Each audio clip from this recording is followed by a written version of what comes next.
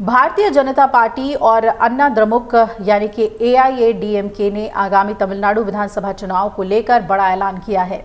इस ऐलान में एक साथ मिलकर चुनाव लड़ने की बात सामने आई है और केंद्रीय गृह मंत्री अमित शाह ने शुक्रवार को इस बारे में जानकारी दी थी। अब आपको बता दें कि अमित शाह ने घोषणा की थी और कहा था कि तमिलनाडु में फिर से एनडीए की सरकार बनेगी। विधानसभा चुनाव में प्रचंड बहुमत से एनडीए की जीत होगी। उन्होंने ये भी कहा था कि एनडीए पलानीसामी के नेतृत्व में चुनाव लड़ेगी। इस दौरान अमित शाह ने समीकरण को लेकर कई बातें साफ की। बीजेपी और एआईएडीएमके की संयुक्त प्रेस कॉन्फ्रेंस में अमित शाह और पलानीस्वामी मंच पर मौजूद थे। अमित शाह ने तब कहा कि आज एआईएडीएमके और बीजेपी ने तय किया है कि आने वाला चुनाव एआईएडीएमके, बीजेपी और बाकी दल एनडीए के तहत मिलकर लड़ेगी। ये चुनाव में राष्ट्रीय स्तर पर पीएम मोदी के नेतृत्व में और राज्य में पलानीस्वामी के नेतृत्व में लड़ा जाएगा। मुझे भरोसा है कि आने वाले चुनाव में एनडीए की सरकार बनेगी। एआईएडीएमके के इंटरनल अफेयर्स में हमारा कोई दखल नहीं होगा। बाकी दलों के बारे में एआईएडीएमके का नेतृत्व और बीजेपी का क्षेत्रीय नेतृत्व तय करेगा। सीटों की संख्या और सरकार बनाने के बाद मंत्रियों को बंटवारा दोनों ही दल चर्चा करके तय करेंगे और अभी कोई बातचीत इस पर नहीं हुई है। अमित शाह ने आगे ये भी जानकारी दी कि डीएमके तमिलनाडु में सनातन धर्म, लैंग्वेज पॉलिसी जैसे मुद्दों को मूल मुद्दों से ध्यान हटाने के लिए उठा रही है। तमिलनाडु में जनता करप्शन, लॉ एंड ऑर्डर, दलित और महिलाओं पर अत्याचार के खिलाफ वोट करेगी। और वहीं पूर्व मुख्यमंत्री के पलानीस्वामी ने गठबंधन के लिए प्रधानमंत्री नरेंद्र मोदी को धन्यवाद किया और उम्मीद जताई कि ये गठबंधन अगले साल के तमिलनाडु चुनाव में पहले से ज़्यादा मजबूत कैडर और मतदाता आधार पर पहुंच सुनिश्चित करेगा।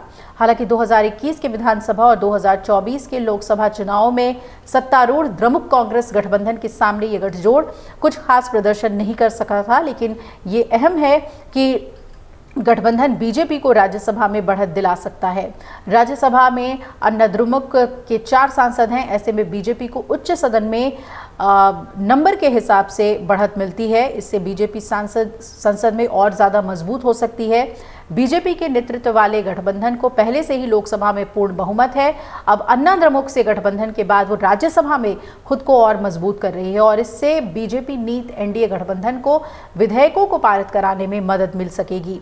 ये गठबंधन ऐसे वक्त में हो रहा है जब सरकार अगले संसद सत्र में एक राष्ट्र एक चुनाव विधेयक को पारित कराने की कोशिश कर सकती है। हाल ही में सरकार ने संसद में वक्फ कानूनों में बदलाव को पास कराया था। अब उसके निशाने पर है एक राष्ट्र एक चुनाव विधेयक। ये प्रधानमंत्री मोदी की एक प्रमुख पहल है और इसे आगे बढ़ाना सरकार की प्राथमिकता होगी। आपको बता दें कि राज्यसभा में कुल 245 सदस्य हैं। इसमें अभी 9 सीटें खाली हैं। इसका ये मतलब हुआ कि प्रभावी संख्या केवल 236 है। ऐसे में बहुमत का आंकड़ा 119 होता है। अन्ना द्रमुक से गठबंधन के बाद बीजेपी इस आंकड़े को पार कर सकती है।